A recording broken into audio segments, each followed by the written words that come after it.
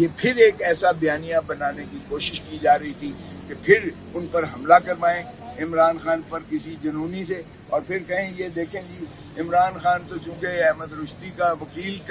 کو جو ہے اس نے انگیج کیا تھا، کسی نے جو ہے اس جنون میں اٹھ کے ان کو مار دیا یا ان پہ حملہ کر دیا۔ تو میں نے کہا کہ اس طرح کے بیانیے یہ بنا کر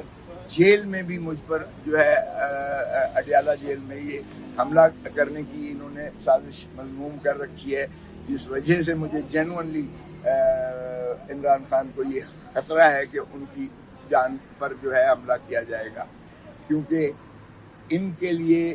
مجھے نکالنے کا مقصد جو تھا وہ ایک ہی طریقے سے پورا ہوتا ہے جس طرح بھٹو صاحب کے ساتھ کیا گیا تھا کہ ضیاء الحق نے کہا اور انہیں لحد میں اتار دیا کیونکہ ضیاء الحق کو خطرہ محسوس ہو رہا تھا۔ سو یہ ایک بات تو یہ ہوئی، پھر یہ جو ہے کہ ان کو جو کمرہ دیا گیا ہے اس میں وہ نماز بھی وہاں پڑھنا جو ہے وہ نہیں پڑھ سکتے، کیونکہ اس کی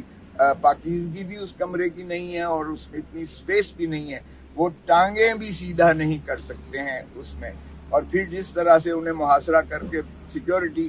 کے آڑ میں جو گارڈ وغیرہ رکھے گئے ہیں وہ بھی ہر وقت ان کو خطرہ ایک محسوس ہوتا ہے ان سے بھی، اور پھر اگر ان کو باہر لے جانا مقصود ہو کسی طریقے سے تو وہ بھی راستے میں ان کی کوئی سیکیورٹی اور گارنٹی نہیں ہے۔ پھر جو ان کو خوراک دی جا رہی ہے یہ بھی بشریٰ بی بی کو ایک جینوئنلی، اور خان صاحب کو بھی ایک جینوئنلی یہ تحفظات ہیں اور یہ خطرہ ہے کہ اس میں بھی کوئی آلودگی کر کے ان کی جو ہے سلو پوائزننگ کر دی جائے گی۔ اس لیے ہم نے یہ بھی تقاضا کیا ہے کہ جو خوراک کھانا ہو